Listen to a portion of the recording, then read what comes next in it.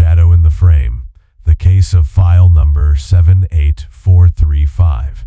They told us this board was just the work of a madman, a collection of blurry photos and newspaper clippings from a decade that should have stayed buried. But when you look closer at the man in the top hat, the one they call the Watcher, you realize the pixelated faces in these photos aren't there to protect their identity. They're there to hide the fact that these people, they don't exist in our records anymore.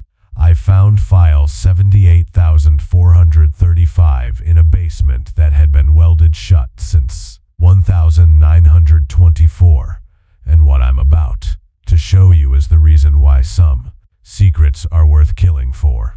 The story doesn't start in a haunted house or a dark forest.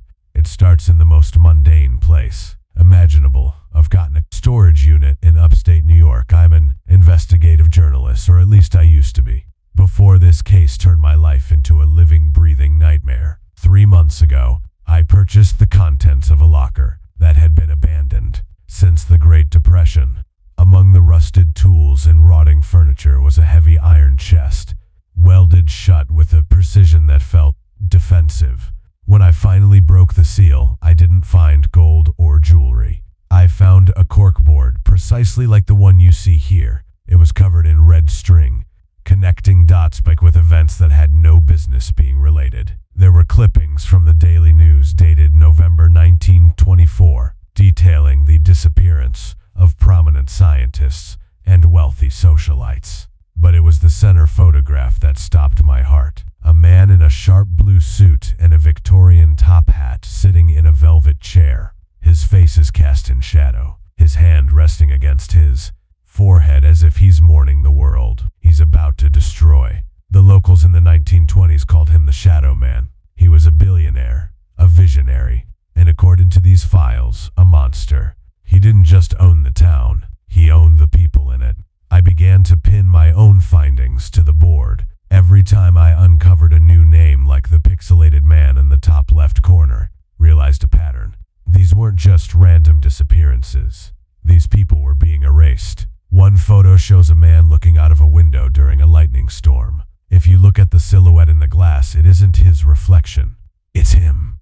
Or something that looks exactly like him, standing right behind him with a blade. As I dug deeper into file 78,435, I found a recurring phrase scribbled in the margins of every document. The exposure is coming. I thought it meant the truth was coming out. But as I sat in my office late last night, looking at the board, the red strings began to look less like a map and more like a web, and I'm the one caught in the middle. As I stared at the board, one image kept pulling me back, the pixelated face in the top left corner. According to the handwritten notes in file 78,435, this was a man named Elias Thorne in 1924. Elias was the lead architect for the billionaire in the top hat. He was the one who designed the hidden corridors and the soundproof basements of the estate. But here's the problem. When I searched the national census records from that decade, there is no record of an Elias Thorne. No birth certificate, no death record, nothing. It was as if someone had reached into history and bleached his name out of existence.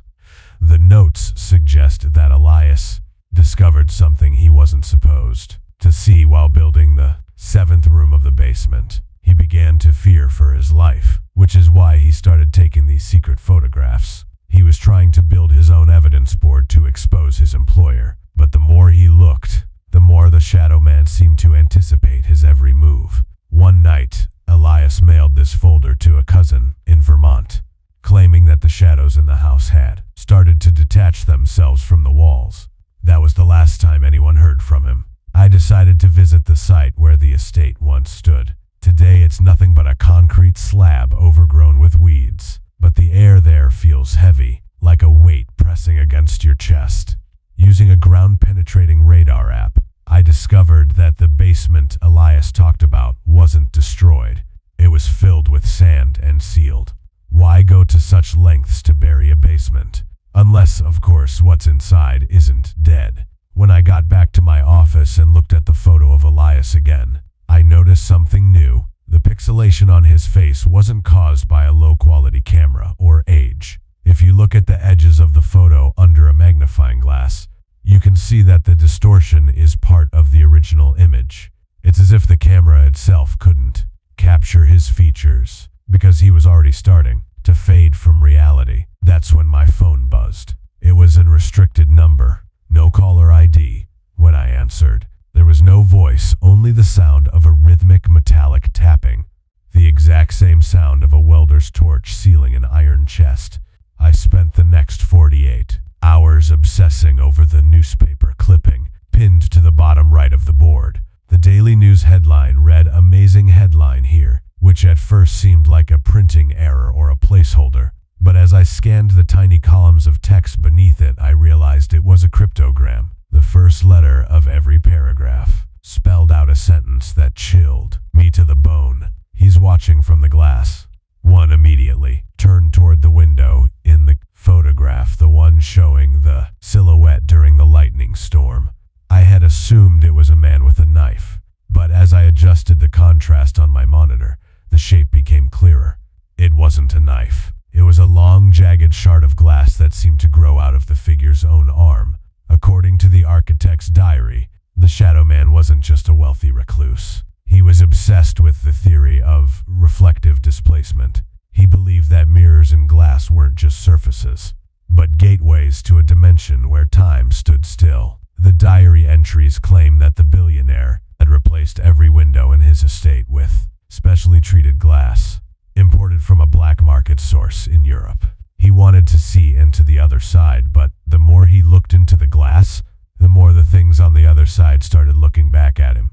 That's when the disappearances began. The socialites who attended his galas weren't kidnapped. They simply walked into a room filled with mirrors and never walked out. I went back to the evidence board and focused on the center photo, the man in the top hat. I noticed his hand, the one resting on his forehead. There's a faint reflection in the polished wood of the chair. If you zoom in, the reflection shows his face, but it isn't shadowed. He's smiling. And his eyes, they aren't human.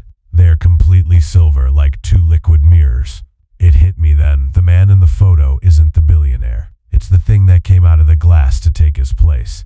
And if that thing has been living among us for 100 years, hidden in plain sight, then file 78,435 isn't just a history lesson. It's a list of current targets. The realization that the shadow man might still be among us turned my curiosity into pure cold panic. I started looking at every reflective surface in my apartment, my phone screen, the microwave door, the dark window panes. Everything felt like a trap. I went back to the board to look for any clue on how to stop this.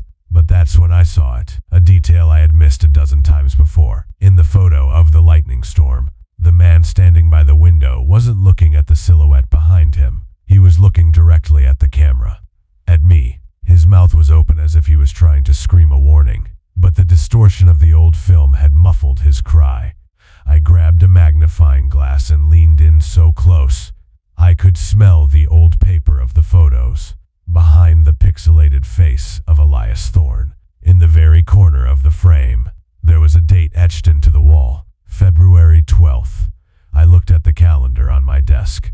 My heart skipped a beat.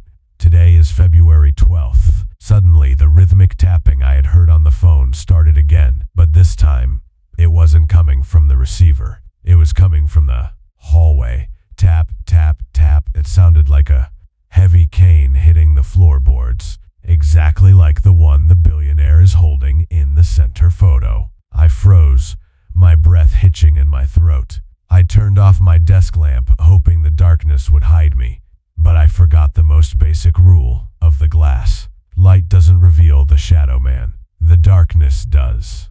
In the faint glow of my computer monitor, I caught a glimpse of my own reflection in the evidence board's glass frame. For a split second, my reflection didn't move when I did. It stayed perfectly still, its hand slowly rising to its forehead, mirroring the pose of the man in the top hat. My reflection's eyes began to shimmer, turning into that terrifying liquid silver. I realized then that file 78,435 wasn't something I found by accident. I was led to it. The exposed sign on my board wasn't a victory, it was an invitation. I haven't been investigating them. They've been documenting me. The air in the room grew heavy, smelling of ozone and old stagnant water. I backed away from the board, my eyes locked on the silver-eyed reflection that was no longer mine. I reached for my camera, thinking that if I could just record this, if I could just show the world the truth, I might survive. But as soon as the flash went off, the world didn't brighten. It went pitch black. The only thing visible was the evidence board, glowing with a faint, sickly luminescence. The red strings connecting the photos began to vibrate, humming like a high-tension wire. One by one, the pins started popping out of the board, as if pulled by an invisible hand. The photos of Elias Thorne and the others didn't fall. They dissolved into gray ash. I realized then that the exposed sign wasn't about the Shadow Man. It was about me. I was the last piece of the puzzle. I was the final name needed to complete a collection that had started a century ago in that welded basement. I felt a cold hand like a shard of ice press against the back of my neck. I didn't turn around. I knew what was standing there. The man in the top hat, the one who smiles in the reflection. He wasn't interested in my life. He wanted my place in the world. He wanted to step out of the glass and leave me behind in that silent, silver dimension where time never moves. As I feel my limbs becoming heavy and my vision starting to pixelate just like Elias Thorne's face, I'm leaving this recording on a loop. If you are watching this, if you see this board or find file 78,435, do not try to solve it. Do not look for the truth behind the shadows. Because the moment you recognize the Shadow Man, he recognizes you. The board is empty now, waiting for a new set of photos. A new set of red strings and a new face to pixelate. My time is up. The glass is breaking.